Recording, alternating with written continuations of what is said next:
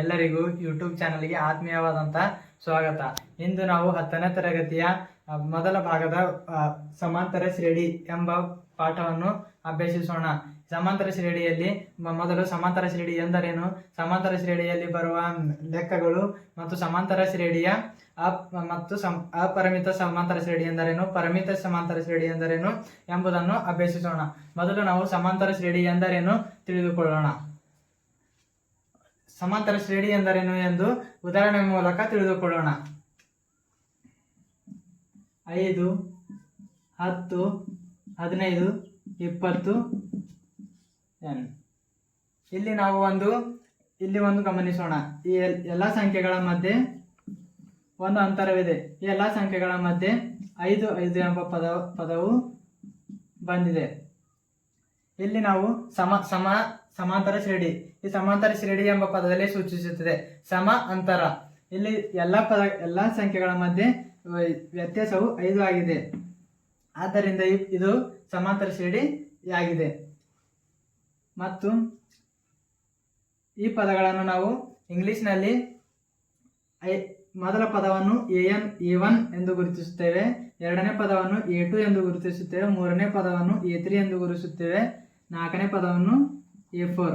ಹೀಗೆ ಅಪರಿಮಿತ ಸಂಖ್ಯೆಗಳಿದ್ದಾಗ ಕೊನೆಗೆ ನಾವು AN ಎಂದು ಗುರುತಿಸುತ್ತೇವೆ. ಮತ್ತು ಡಿ ಎಂದರೇನು ತಿಳಿದುಕೊಳ್ಳೋಣ. A2 minus A1. A2ದಾಗ ಇರ್ತದೆ ನೋಡ್ರಿ, ಅದು A2ದಾಗ A1 ಕಳೆದಾಗ ಬರುವ ಉತ್ತರನೇ ಏನಿರ್ತದ ಡಿ ಇರ್ತದೆ. ಈಗ A2 ಎಷ್ಟದಲ್ಲಿ 5 ಅದ, A1 ಎಷ್ಟದಲ್ಲಿ 5, A2 ಎಷ್ಟದ 10, A1 ಎಷ್ಟದ 5. ಇವೆರಡು ಕಳೆದಾಗ ಎಷ್ಟು ಬರ್ತದ ಆನ್ಸರ್ ಅಂದ್ರೆ 5. ಇವೆರಡು ಕಳೆದಾಗ ಆನ್ಸರ್ ಬರ್ತದೆ ನೋಡ್ರಿ, ಅದಕ್ಕೇನಂತಾರ ಡಿ ಅಂತಾರ.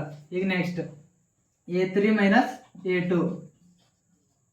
A3 ಎಷ್ಟದಲ್ಲಿ 15, A2 ಎಷ್ಟದಲ್ಲಿ 5, 10 ಅದ.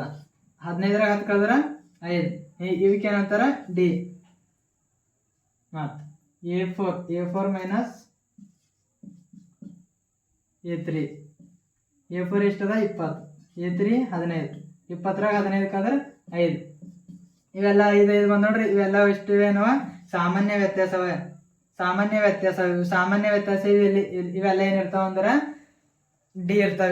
ಇದಕ್ಕೆ ಸಮಾಂತರ ಶ್ರೇಣಿದಾಗ ಎಲ್ಲ ಸಾಮಾನ್ಯ ವ್ಯತ್ಯಾಸ ಬರೋ ಪದಗಳಿಗೆ ಡಿ ಎಂದು ಗುರುತಿಸುತ್ತಾರೆ. ಈಗ ಮುಂದೆ ನಾವು ಪರಿಮಿತ ಸಮಾಂತರ ಶ್ರೇಣಿ ಎಂದರೇನು, ಅಪರಿಮಿತ ಸಮಾಂತರ ಶ್ರೇಣಿ ಎಂದರೇನು ತಿಳಿದುಕೊಳ್ಳೋಣ. ಮೊದಲು ನಾವು ಪರಿಮಿತ ಶ್ರೇಣಿ ಎಂದರೇನು ತಿಳಿದುಕೊಳ್ಳೋಣ. 2, 4, 6, 8 ಹೀಗೆ ಇವು ಈ ಪದಗಳೇನಿರ್ತಾವ ನೋಡ್ರಿ, ಇವಿಷ್ಟು ಎಣಿಸ್ಲಾಕ್ ಬರ್ಬೇಕು. ಇವು ಎಣಿಸ್ಲಾಕ್ ಬಂದು ಅಂತ ತಿಳ್ಕೊರಿ, ಅವೇನಿರ್ತಾವ ಪರಿಮಿತ ಶ್ರೇಣಿ ಇರ್ತಾವ. ಇಲ್ಲಿ ಮುಂದೆ ಹೋಗ್ಬಾರ್ದು, ಎನ್ ಎಂಬ ಪದ ಬರಬಾರ್ದಲ್ಲಿ ಅದೇನಾಗ್ಬಾರ್ದು ಕಂಟಿನ್ಯೂ ಆಗ್ಬಾರ್ದು. ಅಲ್ಲಿ ಖಾಲಿ ಪದ ಇಲ್ಲಿ ಅಕ್ಷರ ಇದು ಏನಂತಾರ ಪದ ಇರ್ತಾವ ನೋಡ್ರಿ, ಇವು ಅಷ್ಟು ಎಣಿಸ್ಲಾಕ್ ಬರ್ಬೇಕು. ಆಗೇನಂತಾರ ಪರಿಮಿತ ಶ್ರೇಣಿ ಅಂತಾರ. ಮತ್ ನೆಕ್ಸ್ಟ್ ಏನು ಅಪರಿಮಿತ ಶ್ರೇಣಿ. 2, 4, 6, 8 ಡ್ಯಾಶ್ n. ಇಲ್ಲಿ ನಮ್ಗೆ ಇಲ್ಲೇನಿರ್ತದ ಅಂದ್ರ ಇಲ್ಲಿ ನಮ್ಗ ಪದಗಳು ಇಲ್ಲ ಸಂಖ್ಯೆಗಳು ಏನ್ ಮಾಡ್ತದೆ ಎಣಿಸ್ಲಾಕ್ ಬರ್ತದೆ. ಆದ್ರೆ ಇಲ್ಲೇನಿರ್ತದ ನಮ್ ಸಂಖ್ಯೆಗಳು ಎಣಿಸ್ಲಾಕ್ ಬರಲ್ಲ.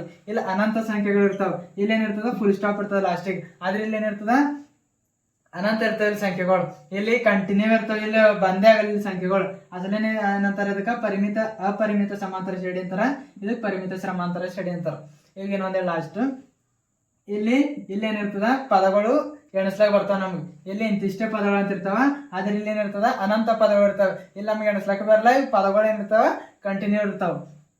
ಇದಕ್ಕೆ ಪರಿಮಿತ ಸಮಾಂತರ ಶ್ರೇಣಿ ಅಂತಾರ, ಇದಕ್ಕೇನಂತಾರ ಅಪರಿಮಿತ ಸಮಾಂತರ ಶ್ರೇಣಿ ಅಂತಾರ. ಈಗ ನೆಕ್ಸ್ಟ್ 5, 10, 15, 20, 25 n.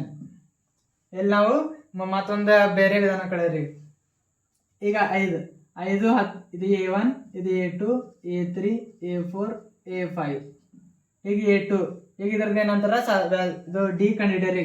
ಡಿ ಕಂಡಿಡ್ಲಕ್ ಸೂತ್ರ ಏನದ A2 ಮೈನಸ್ A1.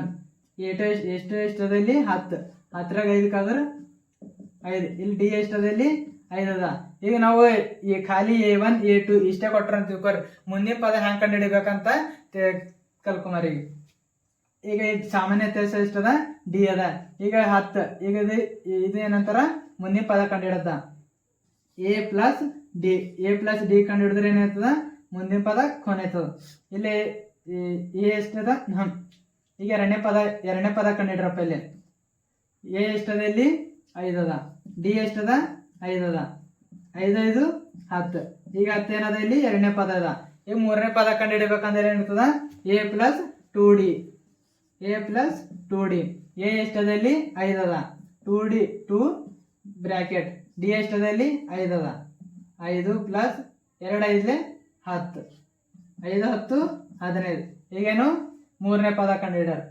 ನಾಲ್ಕನೇ ಪದ A plus 3D. A plus 3D. A ಎಷ್ಟದ, ಇಲ್ಲಿ 5 ಅದ. Plus 3 bracket. ಡಿ ಎಷ್ಟದ, ಇಲ್ಲಿ 5 ಅದ. 5 ಪ್ಲಸ್ 3 5 15.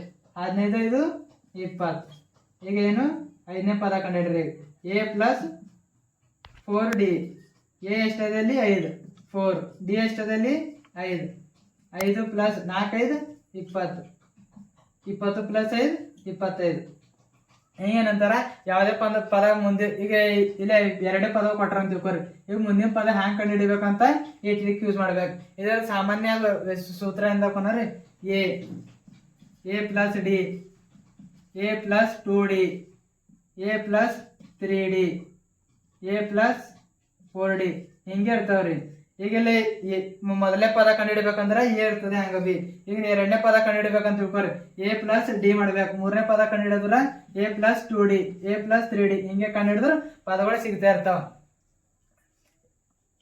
ಈಗ ಈ ಸಮಾಂತರ ಸ್ಟಡಿ ಪಾಠದಿಂದ ಎಷ್ಟು 10ನೇ ಎಕ್ಸಾಮ್ದಾಗ ಎಷ್ಟು ಬರ್ತಾವ 7 ಮಾರ್ಕ್ಸಿಂದ. ಟೋಟಲಿ 7 ಮಾರ್ಕ್ಸಿಂದ 10ನೇ ಎಕ್ಸಾಮ್ದಾಗ ವಾರ್ಷಿಕ ಎಕ್ಸಾಮ್ದಾಗ ಬರ್ತಾವ. ಇಲ್ಲಿಗೆ ನಮ್ಮ ತರಗತಿಯನ್ನು ಮುಕ್ತಾಯಗೊಳಿಸುತ್ತೇವೆ. ನಮಸ್ಕಾರ.